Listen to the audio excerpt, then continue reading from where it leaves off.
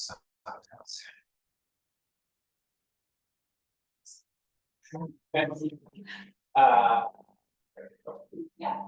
Hello, everybody. Welcome back. So the speaker this week is Renata Frelikh. Renata was an undergrad. UC Davis. You told me that before.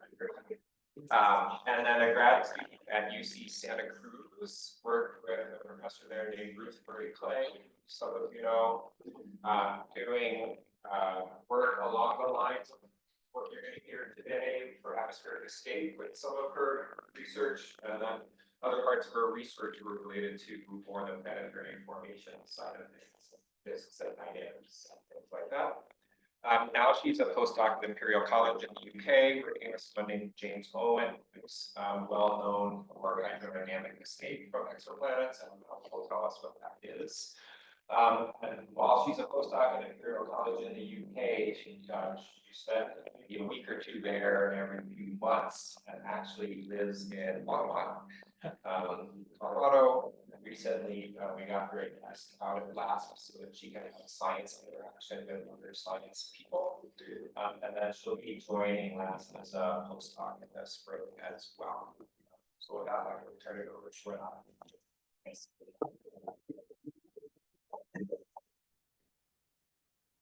My work on the atmospheric escape from hydrogen-dominated atmospheres. I made models of these outflows to ultimately understand how hydrogen escape shapes the bulk properties of the sub-Neptunes and super-Earths. But in this talk, I'm going to focus mostly on the hot Jupiters. So first, I'm going to give some background on escape. I modeled the impact of radiative cooling on outflows from hot Jupiters, and I found that it makes a big difference. And at the end of the talk, I'm going to talk about some current work that I've done starting to apply these models to smaller mass planets. So hot Jupiters are giant planets that orbit close in to their host stars. Their occurrence rate is around 9%. So they're not super common, but they orbit so close to their host stars that they are extremely irradiated. There's a massive amount of energy from the extreme ultraviolet and X-ray ranges of the spectrum from the star that is down to the thermospheres of these planets, ionizing the gas and heating it up as a result. It's heated so much that it has enough pressure to push itself out of the massive gravitational potential well of these giants. Their atmospheres start escaping in the forms of winds that reach kilometers per second to tons of kilometers per second from the planet. These planets have been observed in transit. A planet, as a planet passes in front of its host star, we see a dip in the star's brightness. The XUV heat, like I said, drives winds from these planets, resulting in atmospheric mass loss. For hot Jupiters, observations of escaping hydrogen, helium, and metals have been made in transit. And here's just an illustration of a planet orbiting its host star with a top 10 atmosphere. This escape can cause a giant planet to lose up to a few percent of mass, probably not enough to make a significant difference to the bulk composition of the hot Jupiter. And these hot Jupiters are great from a model perspective because so many observations have been made. I focused my work on hot Jupiters, again, because they're the most deeply observable and because they're a great starting point for future work on smaller. So here's a brief cartoon about how to interpret one of these escape observations, the line of alpha for the transiting warm Neptune JJ436b. So briefly, if you have an emission line with nothing obscuring it along the line of sight, you can look at the left-hand panel over here, and it's going to have a microphone like this on the left. The line is shaped like a Gaussian at the center due to thermal broadening from the temperature of the stars. So the gas over here is moving towards the observer, so it's blue shifted, and some of it's moving away, so it's red shifted. Pressure product due to collisions sort of product of this line Now in the middle, I've drawn a cloud of material, in this case, and I've got absorption feature that actually obscures the signal from the line. The hydrogen absorbs the line alpha atom in the center, so we can't really get a lot of information on that line there. I can sort of put that blue rectangle there to obscure it. And on the right, what we have is a planet transiting a star and losing hydrogen that has a velocity toward the observer. So although the outflows can be, and they are significantly ionized, some of the hydrogen in the outflow is actually going to neutral hydrogen. It's going to absorb some of that light alpha and eat away at the flux, which is reduced in the bluing of the line, kind of bottom right hand panel over here. So you have a reduction in the flux. So here's this hydrogen absorption feature. So it's the difference between the gray dashed line that I've plotted there and the actual measured flux over here gives a measure of this absorption. This is a unique line absorbed with Hubble. Again, the middle of the line is just obscured due to some absorption and also geographical confusion. Yeah, so absorption of the blue and green. The line here indicates neutral hydrogen moving toward the observer with a velocity of up to 140 kilometers per second over here. This is interpreted as, again, the planet losing hydrogen through atmospheric mass loss. Photo-evaporative wind models only drive wind up to 80,000 kilometers per second. So people invoke abstract physics to explain this high velocity, such as stellar wind charges change or radiation pressure to explain the stuff moving hydrogen.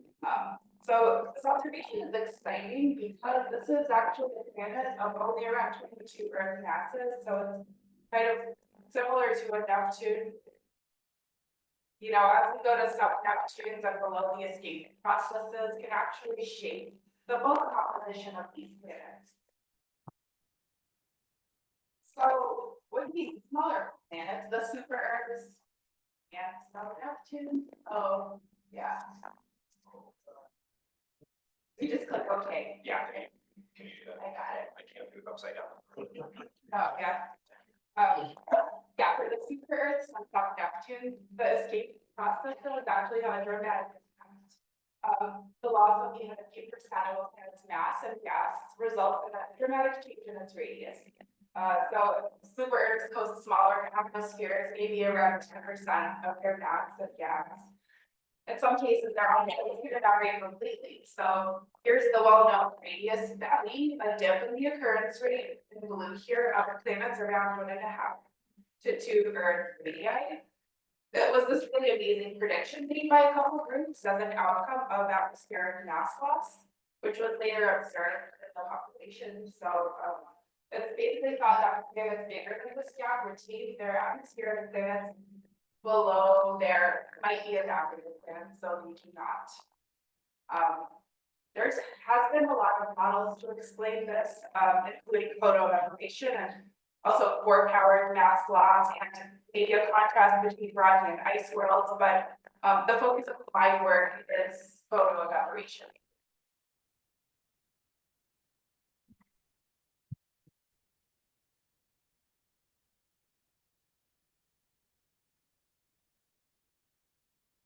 So here's kind of a basic structure of a planet undergoing atmospheric energy.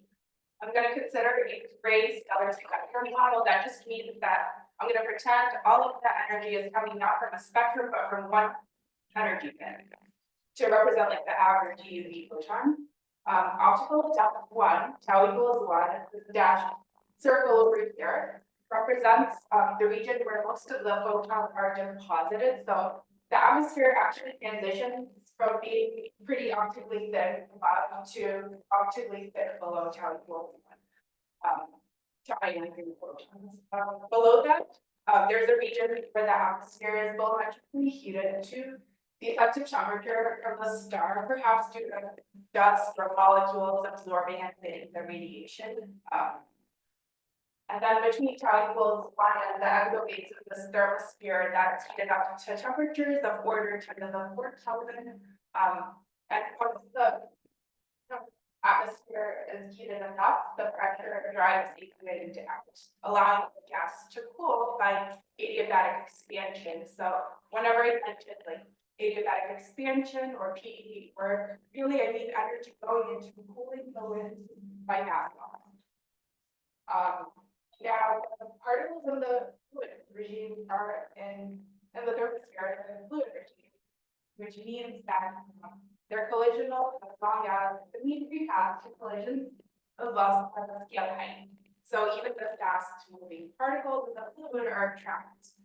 On top of the thermosphere is the exosphere. That's where the particles stop being collisional and enter the kinetic regime. So I've kind of categorized these two processes of escape out of either hydrodynamic, the fluid regime, or chains, which I'm not going to get into.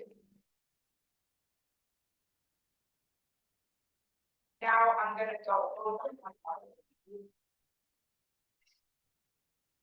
I'm going to zoom into the planet. So energy is deposited from the start. It drives this expansion of the atmosphere into a wind that results in mass loss. And how do we determine the mass loss rate? Historically, there's the Watts-Nadal approximation that is called the energy limited mass loss formula. So this energy limited approximation is really just a statement of conservation of energy. We don't follow the energy to derive the mass loss rate. We start with a flux coming from the star of XUV that hits the planet. It's going to hit this cross-sectional area of pi squared. So the energy is lost. So I'll put an efficiency factor epsilon to account for that. That energy then drives mass loss from the planet in the form of a wind. So this gravitational potential energy Gm over r per mass times the mass loss rate becomes dot. So we have this statement of conservation of energy where the energy in hitting the planet is equal to the energy out, after accounting for some loss of this ignorance parameter epsilon. I'll solve for the mass loss rate of dot. This is the energy limited mass loss formula, and I dropped the factor pi because I work in 1D spherical coordinates, so everything I do is per steradian per unit solid. This formula is widely used in the literature because building these models every time is not possible. And I'm going to focus actually on 3 parts of this formula. I've highlighted them in red here. So the first is the efficiency epsilon that accounts for losses due to both ionization and due to radiative cooling that might be present, such as atomic or molecular cooling. The second is the XUV flux coming from the star. And one of my results is that I'll identify specific energy bands that drive the wind, because as we'll see, the highest energies tend to be offset by radiative cooling. The third is the deposition radius. So hot Jupiter models actually show that the deposition radius is within 10 to 20% of the optimal transit radius, so photons are deposited higher. And looking ahead for super Earths, it can be a bigger difference. There's kind of more uncertainty there. So I'm going to try to answer, I guess, how radiative losses decrease the efficiency of atmospheric escape, and also what energy bits of the spectrum contribute the most to drive the wind. And I'm going to go back to my picture of the hot Jupiter. What's going to be most important for the hot Jupiter case is the atoms and molecules that generate cooling. First, I'm going to assume a solar composition mixture of hydrogen, molecular hydrogen, and helium. So the hydrogen at lower altitude is molecular. It's not heated up enough to dissociate thermally, and also it's shielded by the layer above from being, photo-dissociated. I've added some helium here as well. Some of the ionized helium is in the wind. I don't do any detailed helium modeling, but in principle, it's done in future work. Then you can also ionize H2, this molecular hydrogen, so the H2 plus in red here coexistence sort of an H2 layer, where the gas is optically thin out to the ionizing proton that can bring in H2. So you have this ionized H2 plus in the same layer as the H2. These two molecules can exchange a proton, forming H3 plus. H3 plus is a very efficient radiator in the infrared. It's a very important component for the gas. It's known from work done, for example, by Roger and Tommy Haskinen. So some of the energy from the UV heating can actually go into the H3 plus cooling instead of powering it. So it can in principle decrease the amount of weight quite substantially. So this is the from Haskinen of the stellar heat rate. Right, the gas line is just the XUV plus, and that H3 plus cooling rate, which is the infrared cooling curve, this black ball, right? As a function of this rate of model, they found that hydrodynamic escape happens close in, and that XUV heating actually exceeds the infrared cooling by a lot. And as you move farther away, the heating rate drops faster than the H3 plus cooling rate. And eventually almost all of that XUV goes into radiation out instead of powering the escape. So this is a very dramatic example of where this model indicates that most of the energy is actually radiatively dumped. And like this has been looked at before, but not in the consistent outflow model. You can see kind of this larger fraction of it, and the XUV being cooled by H3 plus, kind of as you move past maybe 0.140. So this isn't an outflow model, it's not actually how to take this result.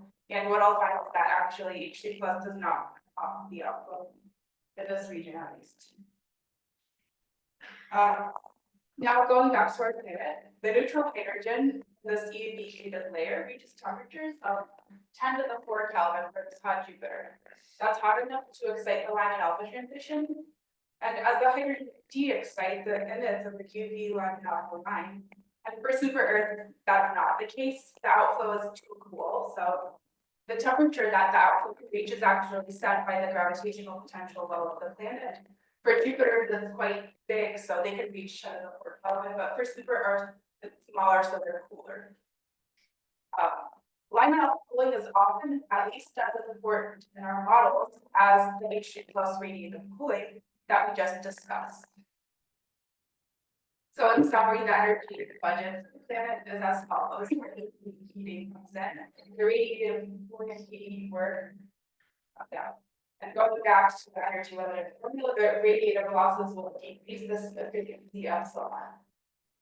So now I want to talk more about the heating. And this problem, of course, the heating doesn't just come from one energy bin, it comes from a range. I took the solar spectrum that's about 200 to 12 eV in the EUV.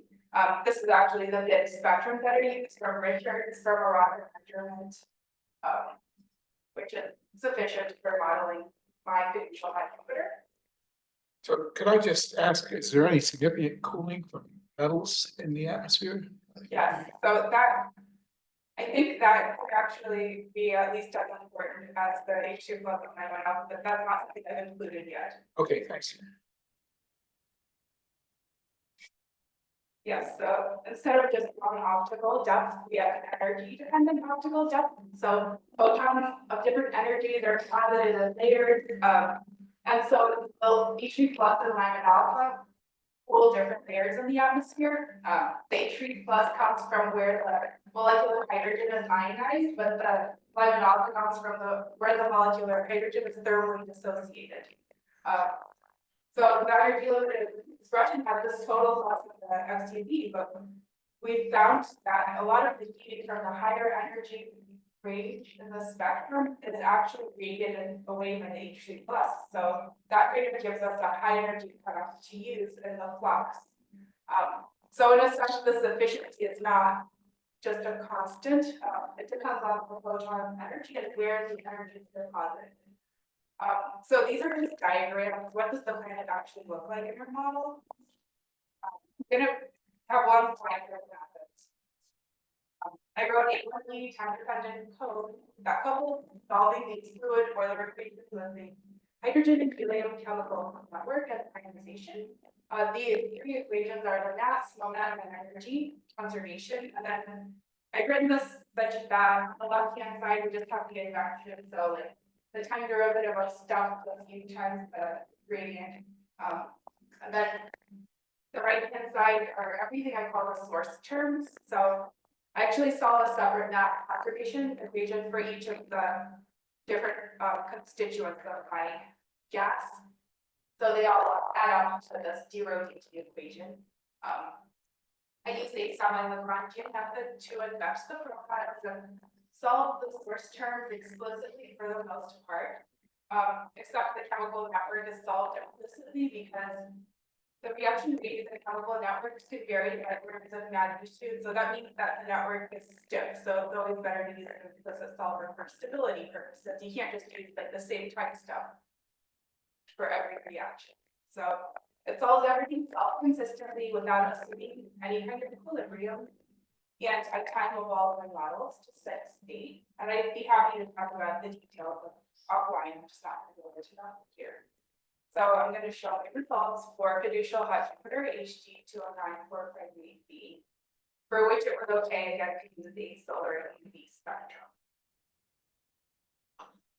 So here's the plot of my results for density, velocity, pressure, and temperature of my planet. So we can look at panel B on the top right, that plots the velocity. You can see the outflow reaches tens of kilometers per second. In red, I mark the starting point of the wind that's just where the velocity reaches the sound speed. At around, so here it would be around 8 kilometers per second. Sonic point. Looking at panel D, which is the temperature point, the temperature profile starts out at about 10⁻³ Kelvin at the base. That's my boundary condition. I put in a very simple model of the base. So this boundary condition wasn't super relevant as long as it wasn't too hot. But for smaller planets, the code can definitely be extended to have more realistic opacities in that layer. The temperature goes up to 10⁴ Kelvin. Quickly, it's due to the fact that the H3 plus is kind of confined to a very small layer at the base, so it can no longer keep that layer full. And the temperature just keeps rising because the gas is not hot enough to actually allow the pressure to build up to lift the gas out of the gravitational potential well of the planet. So it gets heated so much that line alpha can start cooling the gas. This process keeps the temperature peaked to 10⁴ Kelvin. It can only kick in when it's hot enough, but it prevents the gas from getting too hot with the thermostat. Finally, this temperature is enough to start driving a wind. The energy to power a wind comes both from the EUV deposited at each point of the wind and also from some advection around the flow. And then finally, the temperature drops and the outflow energy, the cooling can kick in. So you can see a decrease in the temperature profile. Now we've got the thermal pressure here and it's useful to think about the scale sometimes if you want to compare it to various things that you can find the wind. So for that, I can also include the rate pressure, which is just the pressure as the result of the volume function of the gas, rho p squared, or 2, or rho squared. So at this point, actually, the gas velocity is equal to the sound speed, so the two pressures are equal. It's about 10 microbars at the sonic point, and that may be comparable to the stellar wind pressure, which is also around 10 microbar. If it's not super well known, so that could have an effect. Stellar wind can confine outflows or redirect outflows. You see these amazing cometary details of the simulations, so that's definitely all relevant. And here's the actual composition of my atmosphere with altitude. This molecular hydrogen layer, the green H2 exists at the base. So this left-hand panel is very connected to the base, while the right panel is a larger scale outflow. Now this layer is also the layer that contains the H3 plus in red, the important infrared coolant. So So the mixing ratio for H3 plus is pretty low here, but it's so efficient at cooling that it doesn't matter. This is a actually. So both H plus and light blue and the purple H2 plus, they exist here, so they can then kind of react with the molecular hydrogen to form this H3 plus.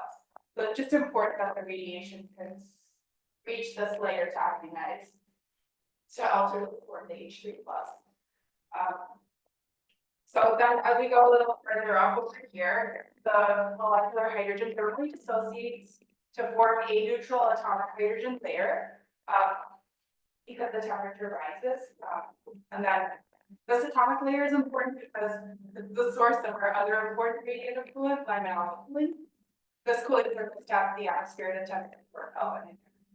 And then higher up in the atmosphere, we have this wind consisting of ionized atomic hydrogen. The ionization fraction here, you can see it's really high, the blue, black, on top of all the other ones. So the cross section for collision between two ions, that's known as the Coulomb cross section, is higher. The need for impact collisions is kind of always less than a scale rate. For the entire outflow, so this just means that the gas is collisional or model is valid. So the neutral quantity is low enough that we don't have to worry about it being collisional yet.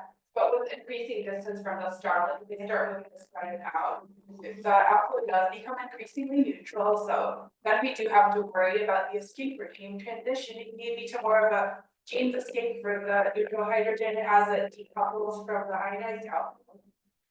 So now I'm going to talk about the energy deposition and cooling in the atmosphere.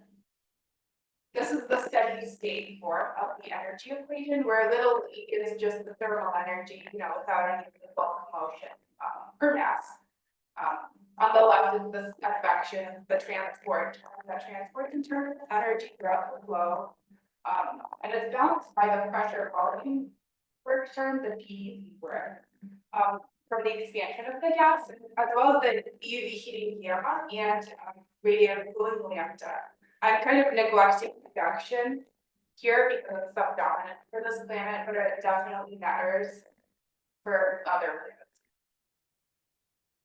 So I want to discuss a global balance of energy in steady state, which means that the energy in equals energy out. There's two living cases that I want to address for steady state. And I just want to mention that a non-steady state atmosphere might be like an atmosphere that's perfect in the process of formation, where it's contracting under gravity and radiating away energy.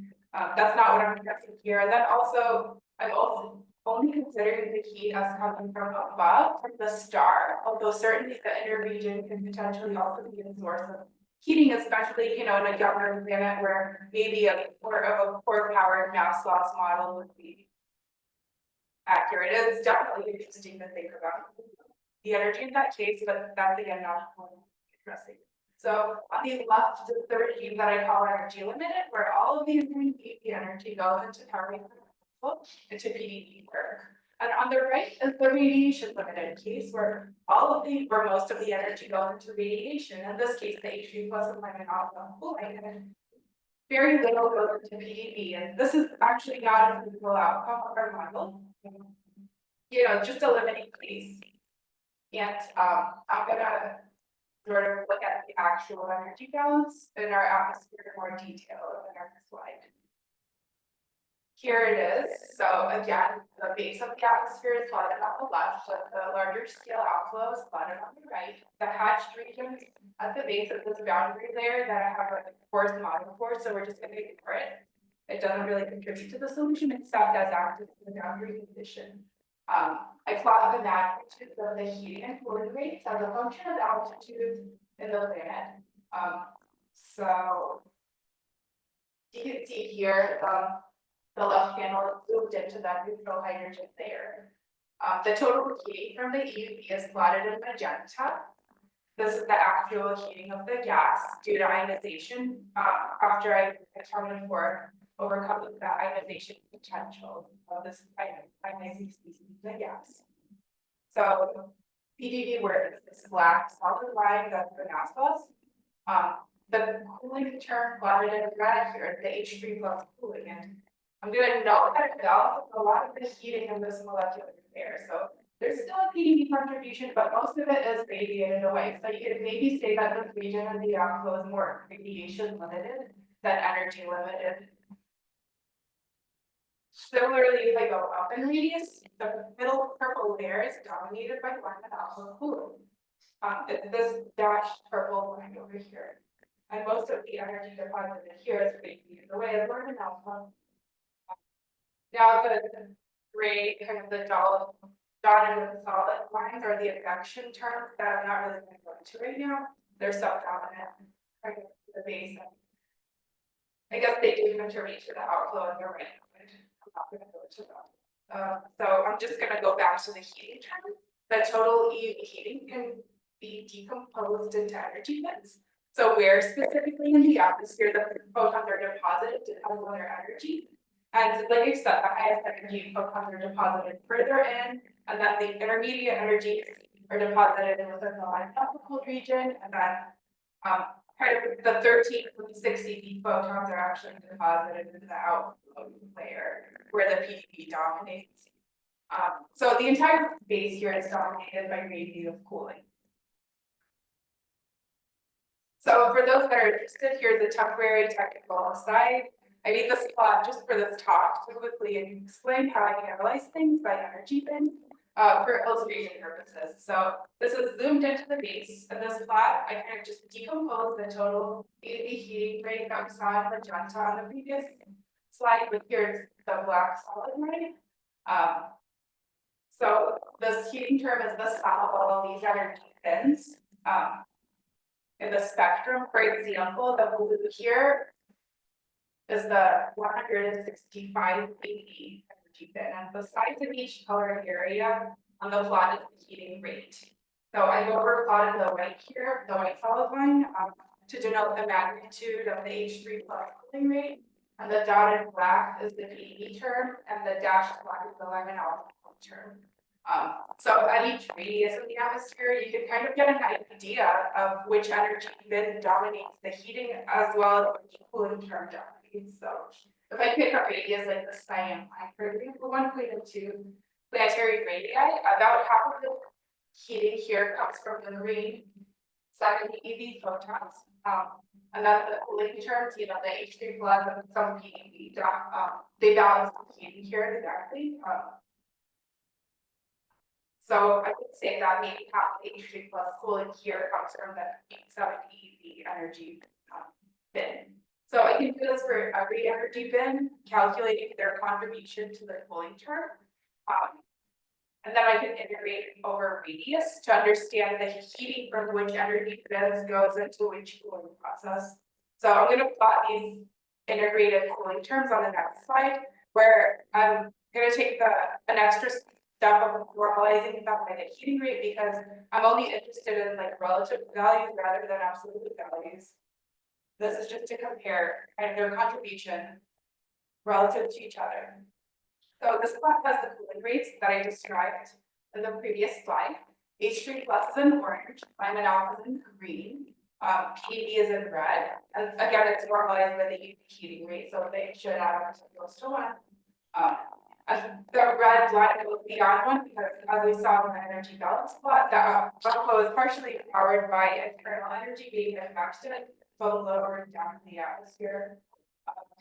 So I made this plot because I'm interested in where the energy cutoff is. So which energies from the spectrum actually drive the wind. So this is kind of as a function of energy. So if I make a cumulative sum of the PDB terms starting from the lower energies, so you can think of kind of like looking at the top of the atmosphere and integrating downwards. You can see that 75% of the total PDB work is coming from bins below 55 EV. They're all deposited above the H3 plus layer. So this shows you that the H3 plus cannot shut off the escape of this planet. So the H3 plus layer below, it's true that the flux is balanced by radiative cooling, but so it makes the layer radiation limited rather than energy limited. But you know, the H3 plus is not present where most of the heating of the wind comes from. That happens at higher altitudes. So in terms of, for theoretical modeling, in terms of what the cutoff, the spectrum to use, I would say the energies about above 100 eV are largely pulled by H3 plus. So that may be a reasonable cutoff to use if you don't want to include chemical networks in your escape level. So this 3-layer diagram is kind of like the summary of my model. The inner layer is this H2 layer pulled by H3 plus, where the highest energy photons are deposited. The neutral atomic hydrogen layer further up is predominantly cooled by alpha, with a contribution of PDP outflow, but it's pretty small. The intermediate energy photons from the UV spectrum are deposited there.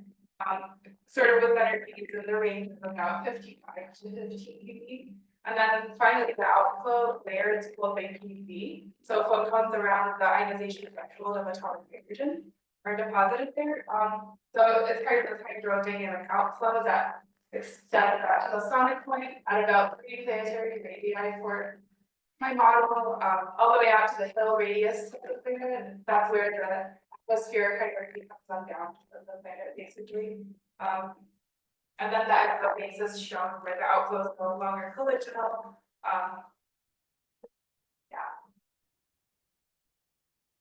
So I've shown that H3 plus radiates away a lot of the input stellar flux, especially for photons with the higher energy range of the spectrum. So we've actually generated an emission spectrum by just adding up the emission through an atmosphere, shown here on the left for fiducial hot Jupiter. The red layer is kind of just drawn like this layer that represents the H3 plus layer, and we're interested in emission kind of toward the observer at the top. So you can trace through the model of generating a luminosity per bin in the 2 to 6 micron range of a few times 10 to the 14 watts per bin. So people have actually looked for this emission from H2 and from maybe and haven't found it, but you know they haven't ruled it out, and I'm hoping to identify these targets. So I want to briefly about what happens to the mass loss rate when I run a grid of models for this planet moving it away from the star. So here I show the mass loss rate as a function of distance from the star from a grid of models. So on the left is where I turn off all radiative thorium conduction. So I show the mass loss rate rho QR squared per unit solid angle with the spread solid line. And the black dashed line actually plots the energy limited mass loss rate with an efficiency of 0.5 to account for ionization losses. So the model matches the expectation as kind of it should. On the right, I've actually plotted the mass loss rates in my model with radiative cooling turned on. This green solid line, that's the outcome of my model. The black dashed line is the energy limit of approximation, but I put in an efficiency estimate of 0.1 to account for, ionization losses and also radiative losses. And the yellow dashed line is the same energy limited formula, except you can see it goes up because of the tidal correction factor as you go in closer to the star. So in the region of about 0.05 to maybe 0.2 AU, the outflows are approximately energy limited, or like the slope matches this expectation. And close in, radiative and cooling actually kicks in more, and you get less mass loss than you would expect maybe naively from this tidal correction formula. Further out, past 3, radiative cooling also starts to dominate the mass loss, and you depart from this energy limited scaling. And I want to comment that the pink line over here, where I put reduction on, is just the mass loss rate where I go out heat to conduct throughout the atmosphere. So this causes the mass loss rate to decrease. What happens is that heat is conducted downwards toward the base, where it's then radiated away instead of powering the outflow. And I can cut off my grid here because to model this in detail, I think I need a better model of the base, which I need for future work. But as long as your flux is high enough, conduction will be sub-dominant. And this agrees with previous work. So more about a little bit. Here's a plot of the energy balance of my warm Jupiter that I moved out to 2.3 AU, where you can see conduction starts to dominate. So the top is conduction turned off, and the bottom has conduction turned on. So this blue solid line is where conduction has a net cooling effect. And the orange dashed line is where it has a net heating effect. So you can see that your conduction kind of reallocates the energy from lemon alpha cooling to H3 plus cooling. If you look at this bottom in the red, it also drives energy downward, taking away from the PDE term that corresponds to mass loss, and also from the heat that underlies the effect of. So at this point, I think there's a 10% decrease in the mass loss rate if I just use my very simple model. So it's interesting to think about the effect of conduction on these outflows. So I'm gonna highlight some main points for the hot Jupiters. The H3 plus offsets the heating from the highest energy photometer spectrum. And the mass loss can't scale as approximately energy limited from about 0.05 to 2 AU. Yeah, H3 plus can locally offset the radiative cooling in the atmosphere, like in an atmospheric layer, but it cannot turn off the outflows for at least for distances closer into from the star. Now, I'm showing you the results of my hot Jupiter model, and I'm going to maybe some of my current work as I start to model sub-Neptunes. So I use sub-Neptunes and super Earths interchangeably, but you know, maybe that I've heard that you shouldn't use super Earths for planets hosting atmospheres. So these sub-Neptunes are the ones that actually have an envelope. But I've always used super Earths, so yeah, I should change it. But yeah, super Earths are planets sort of greater than an Earth in mass and less than Neptune-sized planets, starting at around 10 Earth masses. So all of these 96 planets have measured radial velocities and 30 transit data, which gives their radii of these planets. There seems to be a range of compositions of the bigger planets can host atmospheres of up to 10% of their mass. So in contrast to the hot Jupiters, atmospheric escape can actually change the bulk compositions of these planets, making this problem more exciting.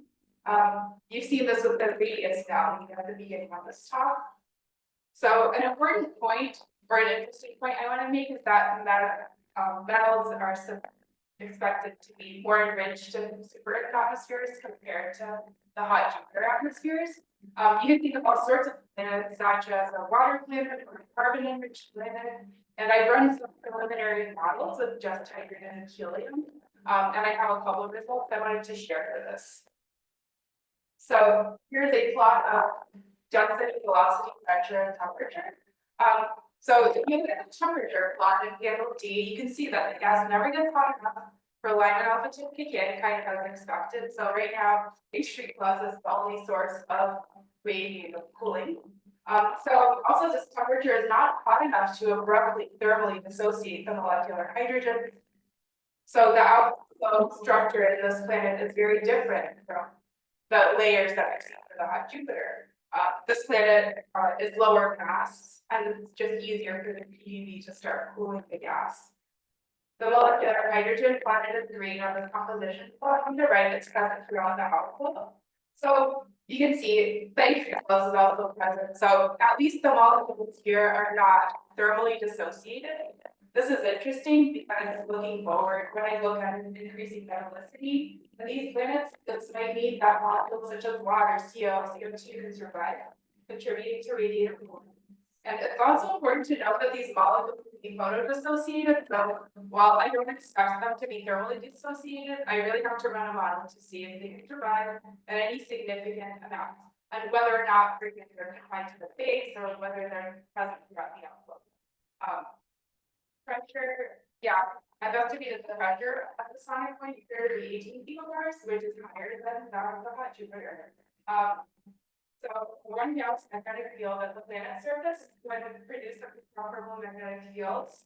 Pressure at the sonic point, the magnetic field for these planets might be a fraction of a Gauss, so you know it could happen in terms of effect of the outflow. But you know, this outflow is significantly more neutral, as you see kind of the two blue lines almost meet up. It's about how ionized. So it may be less affected by magnetic fields than this. When would happen.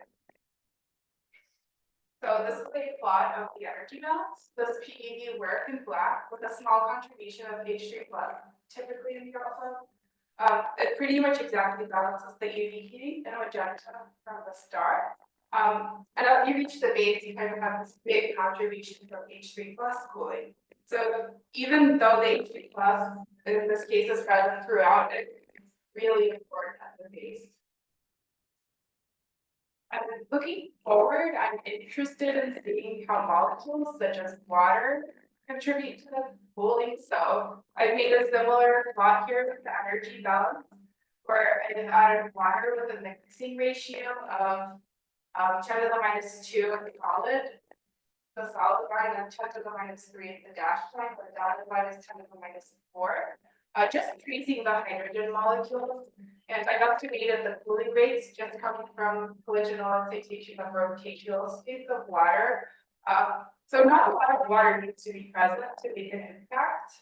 And I compared the outflow time scale to the photo dissociation time scale and found that the outflow time is slightly shorter, meaning that water could potentially survive. But I really do need to do the full model, I think, to make sure what photo dissociation to calculate how much of the water can survive the outflow here. So yes, I'll show you a plot of the mass loss rate as I vary the distance from the star, kind of similar to the hot Jupiter modeling. So I plotted that out of my model in green and pink. You can see that turning on convection, the pink, it doesn't really matter. It doesn't affect the mass loss rate. Here it's up down. I think it's due to a smaller temperature gradient in these atmospheres.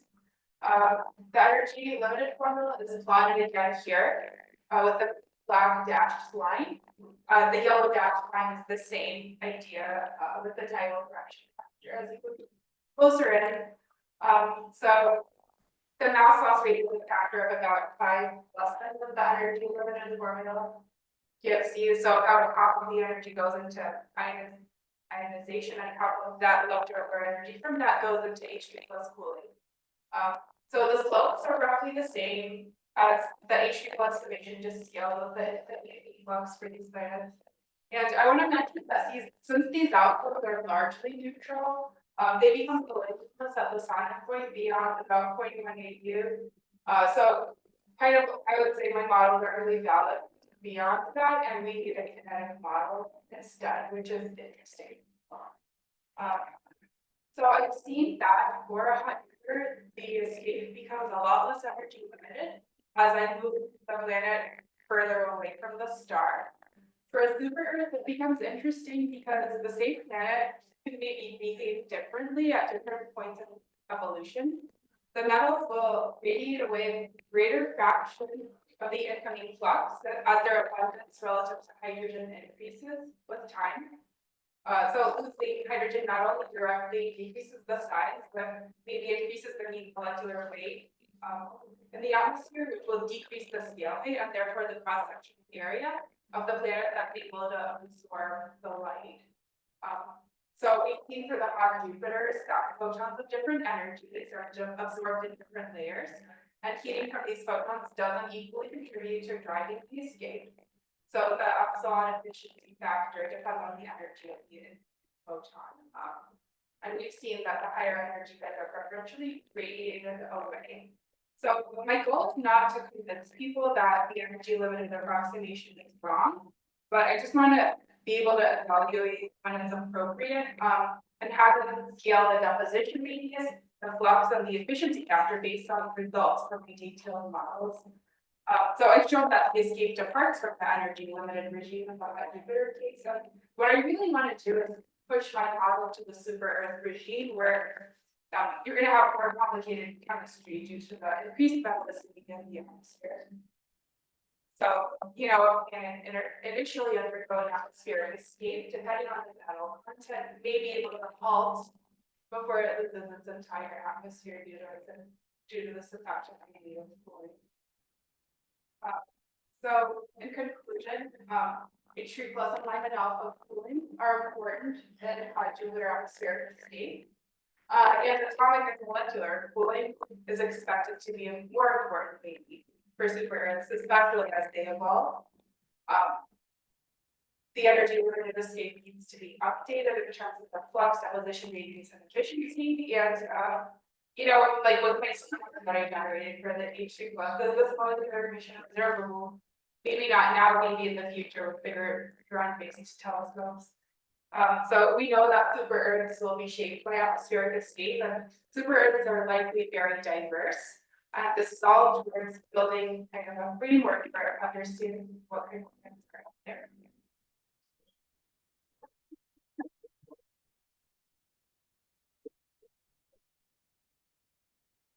Questions for?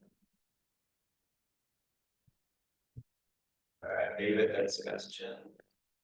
So you showed your spectrum of which parts of the input spectrum were the most important for the escape. And you found the input spectrum, the important region is just the region we can't observe for stars. So have you tried seeing what happens if you change those input fluxes by like factors of tens? So that's the uncertainties on our observations there. What happens to the escape? So for the escape, what matters is the absolute value of the input and also the shape of the spectrum. Yeah, so we don't know those to have been like order of magnitude. So Yeah, like you can explain it outward, and inward is effectively scaling the spectrum by 1/4 squared. Like, you know, you can also look at changing the shape of the spectrum, for example. What if the spectrum has more energy than the high energy? And like, well, that is radiate over like H3 plus, you know. That's an interesting idea. You're trying to look for targets to detect the H3 plus emission. Yes, uncertainties. The next talk. So when you're adding water to the super Earth models, have you included the chemical reaction of water with H3 plus and how it would modify H3 plus coolant? Since H2O H3 plus. Like destroy the H2O. Yeah, like I think it's definitely gonna matter and potentially yes. But I haven't really kind of a lot of look at this as where I got this. But yes, like I know all of those definitely H2, but I'm interested to see maybe even in the hot Jupiter these kind of matter. Because that makes yeah. It'll be small fractions we should modulate, but what H3 plus do.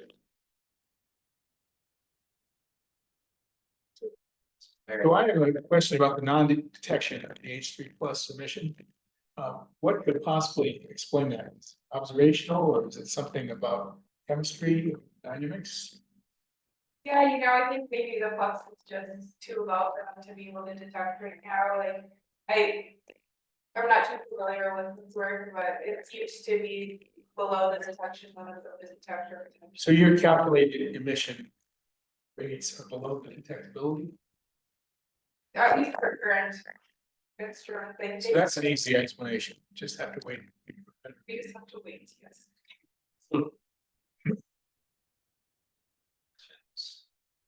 I have two, but. Okay, let me, just go okay for a couple of minutes, I'll be brief. So one is that, just trying to figure out how the absorption is implemented in your model. You're talking about different parts of the spectrum being absorbed at different depths in the atmosphere. How is that working in the model? How's that implemented? You have a heating rate for each bin separately. And that goes into the ionization rate. Or wait, you have, I guess I calculate the optical depth of the cross section for absorption for each photon, and I try to have a separate optical depth for every single one, and then you can do like 1 minus e to the minus tau or something to determine where it is. And, yeah. So you're not doing the radiance for all the way in, you're using the optical depths to tell you where they I think that's okay to do if it's optically thin. Oh, yeah, it's, I don't think you want to get tall. That's where it gets complicated with this layer at the base that I kind of can't make away, you know, Okay, yeah. and anyone else have a question other than me? No, okay, good. So there was one where we're so clever that this was the position of the star. Yeah, And you have the energy limited rate as a black hash mark. And you're comparing, yeah, this is great. And so for this approximation, you have an epsilon of 0.18, and other times you've had different epsilons. Is there information in that you're getting out? I assume that you're choosing an epsilon that's the closest to the other lines. Is that right? you know, the hardest thing about this, the deposition radius. Where. No, sorry, yeah, I guess for here I chose an epsilon, that one is looking close to this line. Yeah. So is the value of epsilon telling you something? Is there something you can get out of that? I can actually calculate the actual efficiency from my model, like it'll tell me how much energy is actually going into escape. So it is. I mean, yes, I use this as just to scale, but it is comparable to 2.2 for these models. Okay. Oh wait, without half of that, you actually just go into overcoming the ionization potential of the radiating species, and the radiation loss is very. So it's just like 0.1 to 0.5, which is. The rest you. Any other questions for Renata?